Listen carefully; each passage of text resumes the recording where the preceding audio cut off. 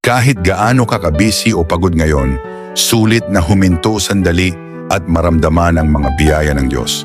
Maglaan ng ilang minuto, sabay tayo sa panalangin na ito para maramdaman mo ang kapayapaan at katahimikan sa puso mo. Panginoon, salamat po dahil tinuruan mo akong pahalagahan ang kaunting biyaya na galing sa iyo kaysa sa kayamanang walang basbas. Nawa matutunan kong maging kontento at magpasalamat sa bawat biyaya, maliit man o malaki.